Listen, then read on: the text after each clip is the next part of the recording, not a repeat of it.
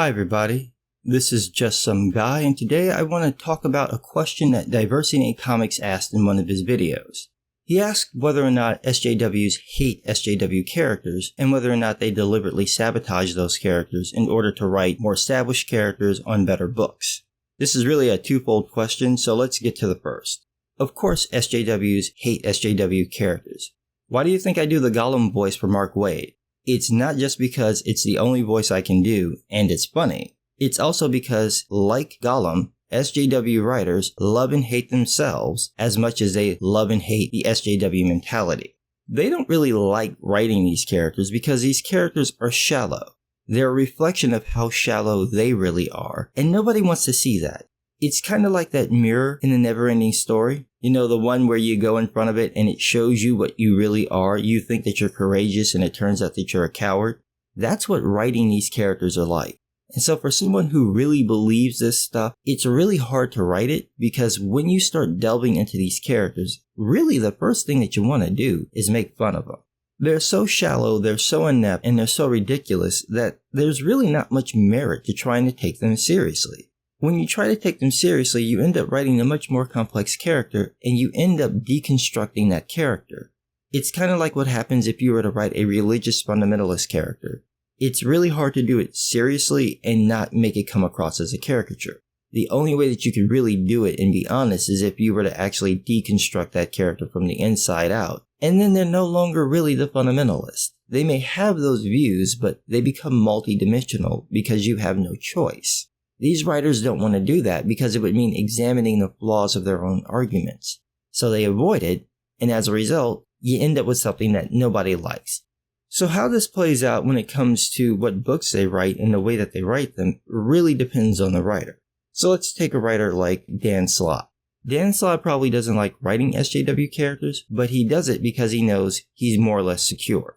Now, whether or not his job security is permanent is up for grabs.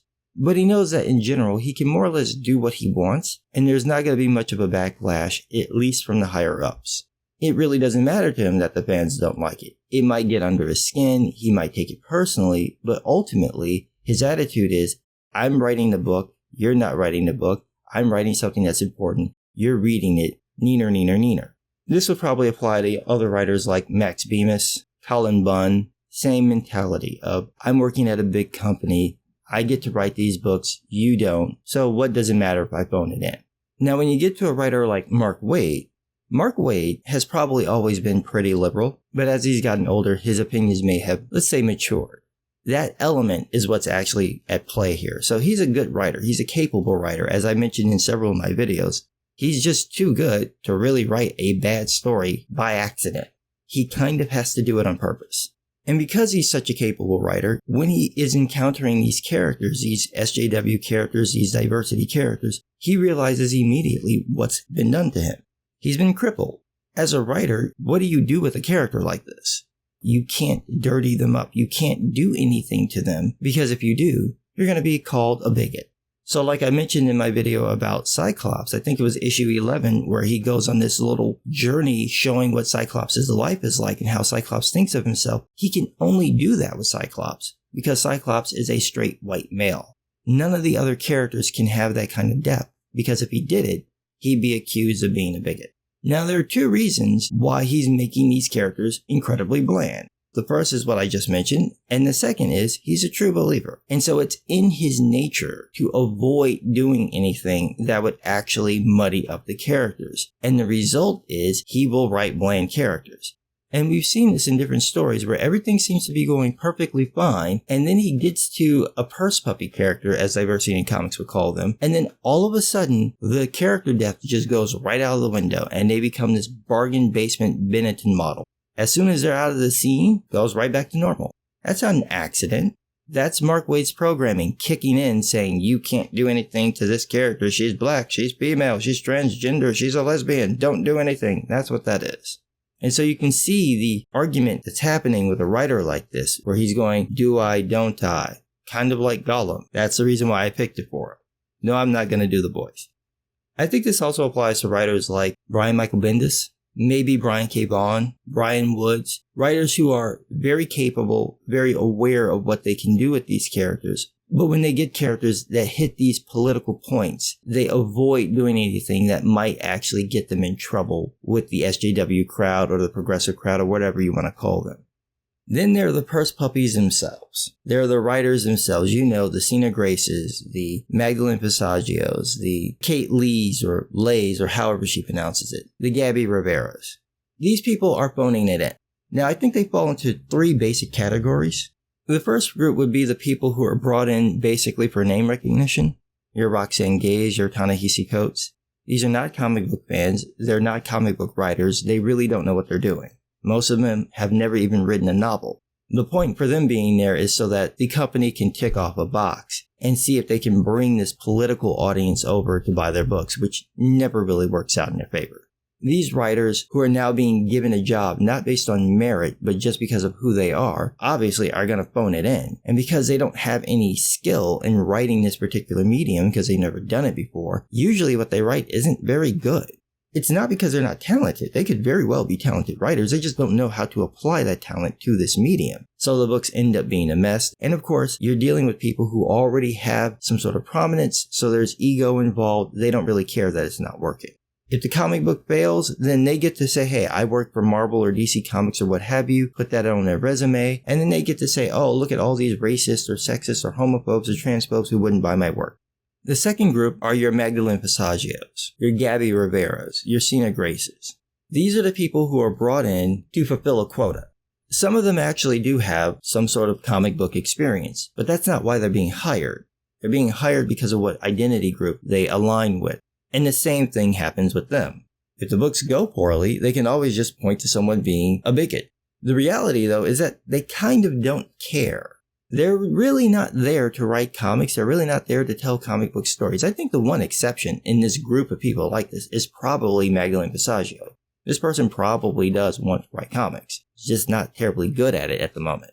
Sina Grace maybe wants to write comics, but certainly not superhero comics, not the ones that we've been seeing. He wants to push his politics. Gabby Rivera wants to push her politics, and they're using these books as a venue to do this. So as long as they have the venue to do it, they don't care. Now, it doesn't matter to them that they're not being paid that much. Maybe they're being sought after, like Magdalene Passaggio is. Otherwise, it really doesn't have much of an effect on them. They can always take this and parlay it into something else, which actually brings us to our third group. This is where you get your people like Kate Lee or Kate Lay, however she pronounces her name, Gail Simone, David Walker. What do I mean by this group of people? These people are there because they know if you fire them, they can always accuse you of being a bigot. They're going to keep these jobs because they can always run to another outlet and then talk shit about the industry. This is how Gail Simone got her job. Gail Simone has not been out of work since she made her Women in Refrigerators blog post years ago. That was back in the 90s, so she's had 20 years worth of consistent work, primarily at DC Comics, because she went on the internet and basically presented a false premise. Only women are disempowered in ways that make them look weak so that the hero can look strong. Gail Simone made it out as if this stuff never happens to male characters. No male characters are killed for the purpose of making the hero go out and fight the villain or making the hero suffer or anything like that. You've never heard of Uncle Ben. You've never heard of Jason Todd. You've never heard of Jor-El. You've never heard of Thomas Wayne. These people don't exist. No male superheroes have ever lost their powers for a period of time to gain them back later on as a means of saying reinvigorating the character or trying something. It doesn't happen. Only to the characters with the vaginas. That's Gail Simone's argument. And if anybody questions her on that, then she can just pull feminist card, women card, and then that's the way you end that argument. Now, there is one more group of people that we need to consider, but they're not a separate group. They exist in all three of these groups that I mentioned, and it's the person who really has no interest in making comics. They're just doing it because they couldn't get the job that they actually wanted. This was something that we saw a lot of with Gamergate, where you would see these gaming journalists who are making all these comments, but it becomes very obvious that they didn't want to write about video games. They wanted to be real journalists. They wanted to be on CNN. They wanted to work for the Washington Post. And they didn't have the skill to do it. They couldn't get those jobs. So now they're working at IGN or Destructoid because that's the best that they could get. And what they're hoping is to sort of parlay that into the job that they want. And I think there's a large number of people who are within the comic book industry just in general, who are making comics not because they really want to make comics, but because they have a TV pilot or a movie that they would like to get made, but they can't get their foot in the door. So the comic becomes the next best thing. And they make these books, more often than not, when you read them, it's obvious that they were intended to be a film or a TV show. They don't flow very well. They don't read like comics. They read like screenplays. And then once it's kind of done and they've gotten it out of their system, they don't know what to do. And if they've made a name for themselves with this book, well then they'll get more work and you see them phoning it in. Now, if they're very political, what will happen is they will start to add in those politics because, as I mentioned in one of my videos where I refer to Eric Hoffer's book, The True Believer, these people are aware of their lack of skill and their inability to do the thing that they want to do, to reach the heights that they want to reach or to get back to where they had been. And so that starts creeping into the work. It may not be intentionally bad, but it does end up being bad. And one of the things that many of these writers will do is they will destroy the thing that came before them or destroy the thing that people love. When Diversity in Comics says that these folks want to get on these books with these more prominent characters, I don't think it's because they necessarily just want to write those characters. I think it's because they're approaching it the way that Nick Spencer did. I'm never going to be able to make a really good Captain America story. People seem to be rejecting whatever I do. So what I'll do is I'll get the character that you like and I will destroy him. I will tear him down piece by piece to make it to the point that you won't like that character, that you will always be suspect of that character, no matter who writes that character. Because if I can't have what I want, no one can have what they want. I think that does happen. And that may be why some of these folks want to get on prominent titles so that they can go in there, muck it up to make it to the point that no one wants that book. If you want to see this happen on film, there's a movie you can go and see, which I suggest you don't pay for, called Star Wars: The Last Jedi. Because that's exactly what this looks like. It's intentional to the degree that they're deliberately ruining the thing that people like, but I don't think it's intentional to the degree that they actually want to write something that's good. So I think that's why you see what you see with the SJW crowd.